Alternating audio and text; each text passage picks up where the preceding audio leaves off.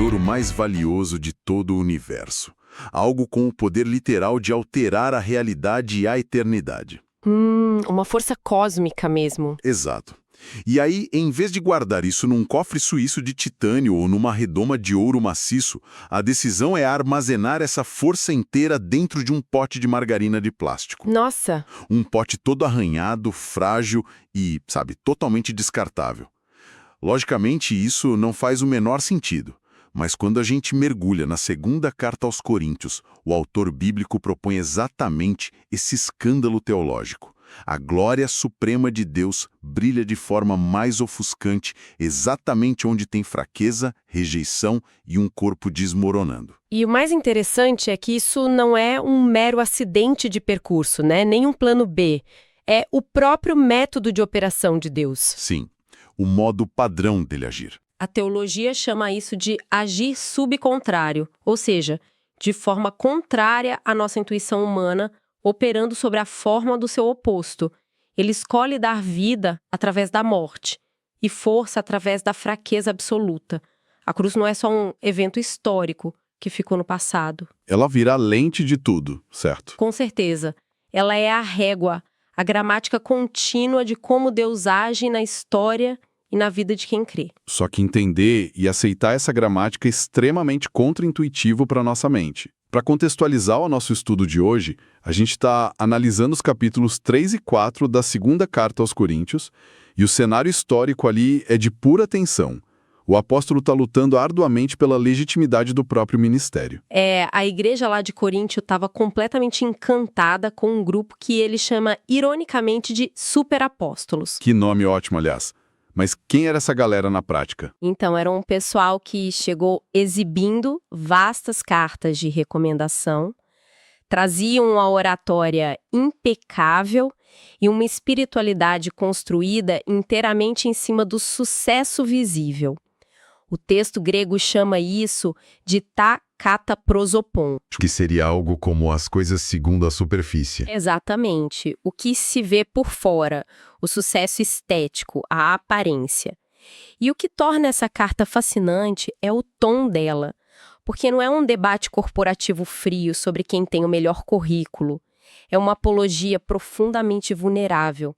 Ele está quase sangrando nas páginas, né? Sim, ele não está só se defendendo de acusações mesquinhas de que não era um bom orador. Ele está reensinando os coríntios a enxergarem o mundo pela cruz. Porque, ao cobrarem dele uma postura de sucesso mundano, eles revelaram que estavam medindo a obra de Deus com a régua completamente errada. Mas vem cá, se a lógica da cruz inverte tanto os nossos valores, como a gente começa a decodificar um texto que é tão denso e cheio de armadilhas interpretativas? Porque medir a vida espiritual por essa régua divina parece quase impossível para a mente moderna que é obcecada por sucesso. É justamente por isso que a gente não pode ler esse trecho com uma lente só. Nas nossas fontes para o estudo de hoje, nós trouxemos 3 estudiosos que abordam o texto de ângulos completamente diferentes. E as divergências deles iluminam muito a passagem. O primeiro é o Murray J. Harris, certo? Isso. O Harris vai ser a nossa lupa cirúrgica. Ele foca na precisão gramatical do grego helenístico, desvendando as variantes textuais para a gente chegar na mecânica original das frases. A gente precisa muito dessa base técnica, mas a carta também é muito emocional, como a gente falou. Relacional. Ele foca em como a dor e o sofrimento do apóstolo não são teorias estéreis, são ferramentas vivas para consolar a própria igreja. Tá, e quem é o terceiro para fechar a conta? Para amarrar tudo e jogar as grandes provocações teológicas, nós temos o Mark A. Seyfried. Ele traz uma abordagem muito mais rigorosa de herança reformada e luterana. Para o Seyfried, isso não é apenas uma briga de igreja do primeiro século. É um tratado muito maior, né? Exato. É um tratado profundo sobre o choque entre a lei e o evangelho, entre o juízo de Deus e a promessa da graça. Nossa, e essa menção da lei já me faz pensar direto no versículo mais famoso e talvez o mais distorcido do capítulo 3. Eu já imagino qual seja. Pois é. No versículo 6, a gente lê que a letra mata, mas o espírito vivifica. Eu confesso que na igreja hoje, 99% das vezes que eu ouço isso, É alguém justificando por que não quer obedecer a uma regra. Aham. O clássico não seja um legalista. Isso. Ou porque a gente não deveria ler a Bíblia com muito rigor. É sempre um discurso de que o que importa é a intenção, o espírito da coisa. É realmente esse o ponto de Paulo ali? De forma alguma. E aqui o comentário do Seifert é cirúrgico para desmontar esse clichê. Ele entra num debate teológico pesado, criticando frontalmente estudiosos contemporâneos como o Richard Hayes. O Reis que às vezes sugere que a vivência comunitária da igreja absorve e até substitui o texto escrito, certo? Exatamente. O Seifert argumenta que a distinção que está sendo feita aqui não tem absolutamente nada a ver com ler a Bíblia de forma literal versus ler de forma alegórica ou espiritualizada. Mas então por que a letra mata? O que ele quer dizer com a letra final? O consenso mínimo entre os nossos 3 comentaristas é que a letra, ou o que ele chama no versículo 7 de ministério da morte, se refere à antiga aliança, especificamente à lei mosaica gravada em tábuas de pedra. E ela mata porque exige uma obediência que a gente não consegue entregar. Isso, uma obediência perfeita e irrestrita. O ser humano caído, na sua natureza, simplesmente não tem como fabricar isso. A lei não é um problema em si, ela é santa, mas ela opera como um diagnóstico letal. A distinção que importa aqui é entre a lei, que traz o julgamento ao mostrar onde a gente falha, e o evangelho, que traz a promessa. Porque o evangelho foca no que Cristo já fez pela gente. Mas peraí, tem um detalhe que não encaixa na minha cabeça. Qual? Se a antiga aliança era um diagnóstico tão terrível de condenação, por que o texto diz que ela veio com glória? Porque visualmente falando, Moisés desce do monte com o rosto brilhando tanto que eles pedem para ele colocar um véu. Havia uma majestade muito real ali. E é exatamente aqui que a lupa gramatical do Harris muda completamente o nosso entendimento. Ele analisa esse versículo 7 e mergulha num debate sobre uma variante textual crucial que envolve a palavra ministério. Aquela discussão técnica se a palavra estava no caso dativo ou nominativo no grego original, né? Isso mesmo. E o Harris demonstra que a sintaxe escolhida ali serve justamente para elevar e sublinhar o caráter aterrador dessa glória. Não era uma glória fofinha e aconchegante. Não era um brilho legal para tirar foto. Definitivamente não. Era a glória pura, exigente e terrível da santidade de Deus, se aproximando de um povo pecador e rebelde. Ah, entendi. Então o autor está jogando luz no quão aterrorizante era a glória da lei, justamente para preparar o terreno para um contraste de peso. Exato, o famoso argumento do quanto mais. O posomalon no grego. Porque se o ministério da condenação, que já é terrível, veio cercado de uma glória que cegava as pessoas, quanto mais glória insuperável não vai ter o ministério do Espírito que nos traz paz com esse Deus. É o argumento da superioridade absoluta. E esse quanto mais conduz a gente para o grande ápice teológico do capítulo 3. É o versículo 18. E todos nós, com o rosto desvendado, e aí a gente esbarra num campo minado gramatical entre os estudiosos, é a palavra grega katoptrizomenoi. Deixa eu adivinhar, as traduções estão divididas. Muito divididas. Porque na maioria das Bíblias que o pessoal tem em casa, a tradução costuma ser refletindo a glória do Senhor. A imagem que eu tenho e que a gente sempre ouve nos sermões é que nós somos tipo pequenos espelhos. Nós olhamos para a glória de Deus, captamos essa luz e saímos por aí irradiando isso, emanando um brilho moral superior para o mundo ver e admirar a gente. Pois é o que a grande maioria pensa. Mas o Seifert rejeita essa tradução veementemente.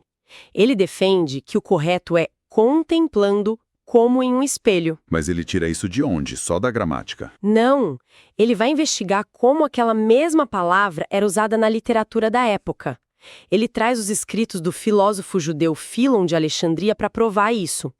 Quando Fílon usava termos dessa mesma raiz, a ênfase não era no espelho que emite luz para os outros verem. A ênfase era na ação interna e ativa de uma pessoa fixando o olhar em algo. Uau! Calma, me dá um segundo para processar isso. Porque a implicação teológica dessa pequena mudança é monumental. É colossal. Se a tradução for refletir, a pressão inteira da transformação cai no meu ombro. O foco vira a minha performance moral cristã. Eu tenho que me tornar o espelho polido, o pequeno sol brilhante. E se a gente pensar bem, isso alimenta exatamente aquela teologia das aparências que os superapóstolos pregavam lá em Corinto. Tipo, olhem para mim, vejam como eu brilho. Exatamente. A gente cairia na mesma armadilha de focar no que se vê por fora. Mas se a gente traduzir corretamente como contemplar, o foco do cristão não se volta obsessivamente para si mesmo, ou para a própria santidade visível. O foco permanece do lado de fora. Nós somos transformados não pelo nosso esforço exaustivo de tentar brilhar, né? É isso, a gente é transformado pela ação passiva de mantermos os olhos fixos e contemplarmos a glória de Deus, uma glória que se revela única e exclusivamente na promessa do Evangelho, na face do Cristo crucificado. A transformação é um subproduto de ouvir e crer. Nossa, é a diferença entre tentar fabricar a luz e simplesmente admitir que você precisa ficar no sol. O Evangelho não é algo que a gente irradia fisicamente de nós mesmos. É uma mensagem que nós contemplamos e que nos molda de fora para dentro. Perfeito. Mas isso me levanta uma dúvida meio cruel que aparece logo no início do capítulo 4. Se o Evangelho é algo tão libertador assim, e a glória dele é tão infinitamente superior à da lei, por que a mensagem da cruz parece uma loucura inútil para a grande maioria das pessoas? Porque elas não veem essa glória de cara. Porque, segundo o texto, o entendimento humano sofre de uma cegueira ativa. O versículo 4 introduz uma figura que causou um verdadeiro pânico teológico nos pais da igreja, o chamado Deus deste século. E essa expressão já deu muita dor de cabeça. E como deu? O Garland explora profundamente o impacto histórico dessa frase. Lá no 2º século, um herege muito famoso chamado Marcião adorou essa passagem. Marcião é aquele teólogo que tentou cortar o Antigo Testamento da Bíblia porque dizia que o Deus de lá era mau, não é? Ele mesmo. Ele promovia um dualismo cósmico. Ele leu esse versículo e disse: aí tá a prova. Existe um Deus mau que criou e domina este mundo físico e material. E existe o Deus bom, puramente espiritual, que nos salva. E o pânico em torno disso foi tão imenso que gigantes da igreja como Agostinho e João Crisóstomo chegaram a forçar a exegese. Forçaram como? Eles tentaram dizer que o termo Deus ali, que estava cegando as mentes, se referia ao próprio Deus Pai exercendo juízo sobre os rebeldes. Nossa, o que soa como um malabarismo teológico imenso só para não ter que dar crédito pro diabo. E era um malabarismo mesmo. O Garland mostra, analisando o fluxo lógico do argumento do apóstolo, que o texto está inquestionavelmente falando de Satanás. Ele recebe o título de Deus apenas com D minúsculo e apenas no sentido de que a humanidade caída na sua própria idolatria concede a ele um domínio temporário. Faz sentido. E sabe o que é mais interessante? O método que ele usa para cegar, ele governa justamente através daquela mesma fascinação pelas aparências externas que seduziu a igreja lá em Corinto. Ele é o Deus das métricas de sucesso deste mundo. Mas a resposta divina para essa escuridão é de uma beleza poética absurda. O Seyfried aponta um eco gigantesco do livro de Gênesis ali no versículo 6. O Deus deste século cega com as trevas, mas o Deus verdadeiro é aquele mesmo Criador que, lá no princípio de tudo, ordenou das trevas resplandeça a luz. Sim, e agora esse mesmo Deus brilha nos nossos corações. A implicação disso para a gente entender como a nossa salvação funciona é esmagadora. Lá em Gênesis 1, Deus cria a luz ex nihilo, a partir do absoluto nada. A escuridão não colaborou com a criação da luz. Nem um pouco. Então, e o Seyfried argumenta que, seguindo esse paralelo, a conversão de um ser humano não é descrita como uma mera persuasão intelectual. Sabe aquela coisa da pessoa examinar evidências lógicas, pesar os prós e contras e decidir aceitar Jesus? Como se fosse fechar um contrato. Não é isso. A conversão é um ato soberano. Uma nova criação de fato. É o mesmo poder que organizou as galáxias, invadindo a escuridão letal de um coração humano e gerando vida a partir do nada. Nossa, isso humilha completamente o nosso orgulho. A gente não achou a luz porque fomos mais inteligentes ou perspicazes que os incrédulos. A luz foi criada dentro da gente, o que traz a gente de volta com força total para aquela imagem paradoxal do nosso gancho inicial. A do vaso de barro. Sim. Se essa luz do Evangelho tem o mesmo poder criativo do Gênesis, como é que ela é armazenada para ser entregue para o mundo? Aí nós chegamos no versículo 7. Temos este tesouro em vasos de barro. Voltamos à joia da coroa britânica dentro do pote de plástico barato e riscado. Por que uma curadoria tão absurda? A resposta dos nossos 3 estudiosos aqui é unânime.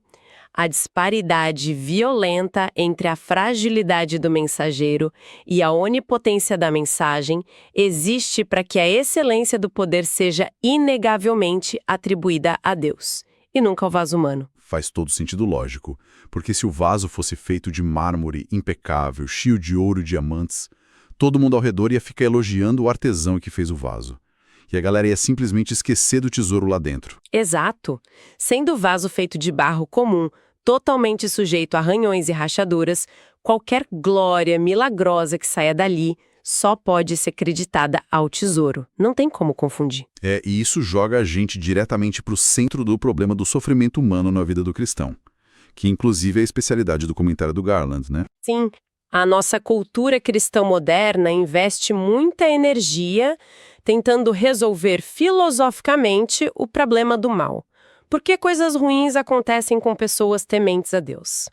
Mas o apóstolo nunca tenta justificar filosoficamente a dor nas cartas dele. Ele abraça isso de um jeito diferente. Ele não foge das fraquezas. Ele integra tudo isso à vocação dele.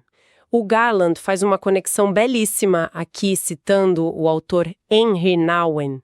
Ele usa a analogia da poda de uma videira. Como funciona essa analogia na prática do sofrimento? A dor e as perdas na caminhada cristã não são karma, e também não são uma punição porque Deus acordou zangado com você. Quando um agricultor experiente poda uma videira, ele usa tesoura sem piedade nenhuma.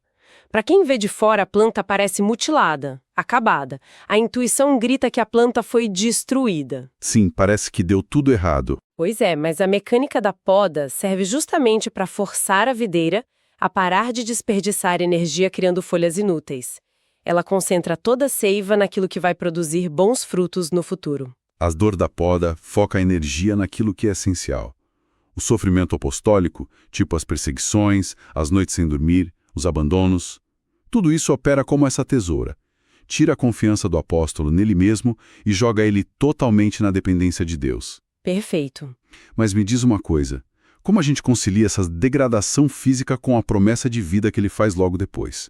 Porque lá no versículo 16, o autor diz que o nosso homem exterior se corrompe, mas o interior se renova de dia em dia. Essa parte gera muita confusão. E gera mesmo, porque quando eu leio isso rápido, a primeira coisa que apita no meu cérebro é aquele platonismo grego infiltrado na Bíblia, sabe? Aquele dualismo ensinando que a matéria, o nosso corpo físico, é uma casca ruim e descartável, enquanto a nossa alma invisível é pura e boa. Parece muito isso mesmo, não é? E eu te garanto que é a armadilha mais comum quando as pessoas vão ensinar esse texto. Mas o Seyfried resgata o pano de fundo da antropologia judaica do autor para provar que não tem platonismo nenhum aí. Ah, é? O apóstolo não está fatiando o ser humano ao meio. Ele não está dizendo que metade é corpo mau e a outra metade é alma boa. Homem exterior e homem interior aqui se referem ao ser humano por inteiro. Calma, buguei agora. Como assim o homem exterior é o ser humano inteiro? É que o homem exterior é a nossa existência atual completa. A parte física, mental, relacional, tudo isso ainda pertence à velha criação. É uma ordem que foi fraturada pelo pecado e que está fadada à mortalidade. O tempo está passando para ela. Entendi a velha criação como um todo.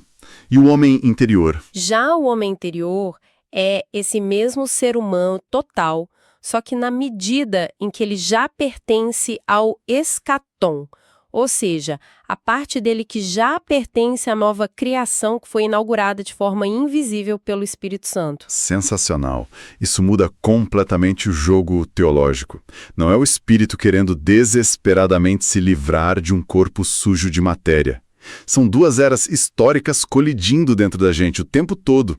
A velha criação está desmoronando sobre o peso do tempo, mas a nova criação já está invadindo nosso ser inteiro. E preparando, inclusive, o nosso corpo material para a ressurreição física e para um peso eterno de glória, como ele mesmo fala.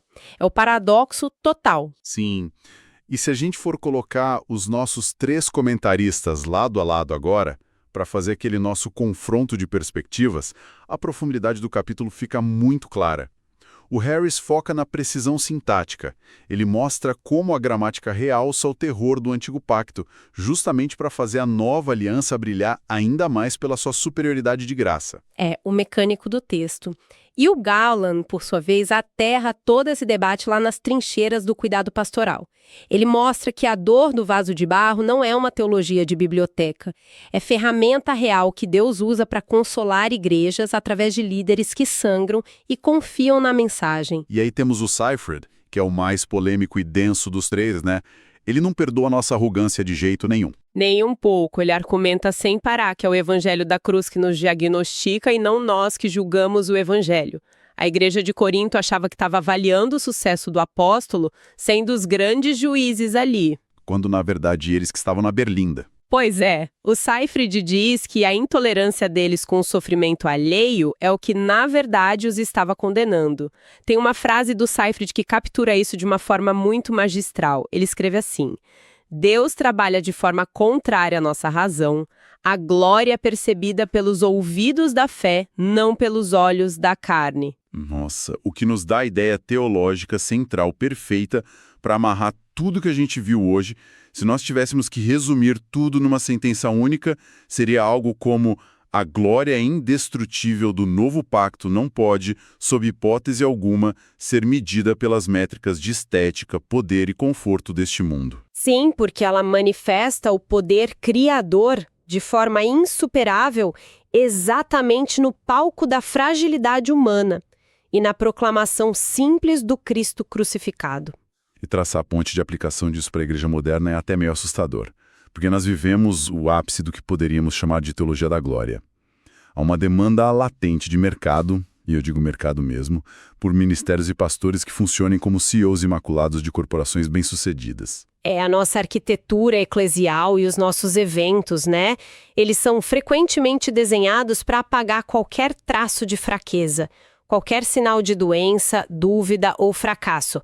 A gente desenvolveu uma aversão quase pagã ao sofrimento. Isso obriga a gente a olhar para o espelho com muita honestidade.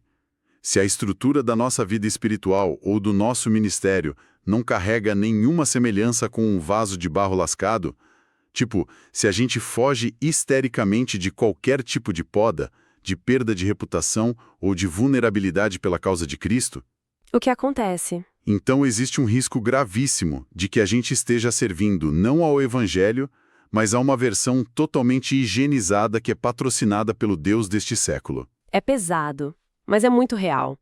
Nós não podemos esquecer que tentar ocultar as rachaduras do nosso vaso, na esperança de parecermos mais santos ou mais abençoados, pode ser, na verdade, a maneira mais eficiente de roubar a glória que pertence unicamente ao tesouro que foi depositado na gente. A fraqueza não atrapalha Deus. A fraqueza é o microfone dele. É isso. E isso me leva a uma reflexão final que vai muito além das paredes das igrejas e esbarra muito forte em como a gente passa o nosso dia a dia no mundo moderno hoje. Pensa um pouco na infraestrutura que molda o nosso consumo de informação, as redes sociais. Os algoritmos? Se você olhar de perto, os algoritmos do Instagram ou do TikTok são literalmente construídos em cima dessa mesma teologia da glória das aparências que Paulo estava combatendo lá atrás. O algoritmo recompensa com dinheiro e com atenção a estética perfeita. É o filtro que esconde o cansaço, a vida editada sem rachaduras, as métricas de engajamento que estão sempre gritando tipo, olhem para minha relevância, eu sou o máximo. Exato. É o takataprosopon, as coisas segundo a face de Corinto, só que agora transformado em código binário. É uma constatação bem assustadora quando a gente para pensar. A gente está gastando horas diárias sendo catequizado pela tecnologia a medir o valor humano exatamente com a mesma régua que a cruz veio para destruir. A grande provocação que fica, então, para quem acompanha a gente e processar essa semana é exatamente essa. Se nós passamos 90% do nosso tempo sendo discipulados por algoritmos que exigem a glória plástica e superficial, como é que a gente espera ter um coração treinado e olhos abertos para reconhecer a verdadeira e aterradora glória de Deus? Uma glória que tantas vezes escolhe se apresentar na humilhação e na fragilidade de um vaso de barro, né? Fica a reflexão. No nosso próximo mergulho desse livro, nós vamos avançar para o capítulo 5 e ver como toda essa tensão de viver num corpo que está decaindo finalmente se resolve quando a nossa tenda terrestre for desfeita e der lugar a uma habitação eterna nos céus. A gente se encontra lá. Até mais!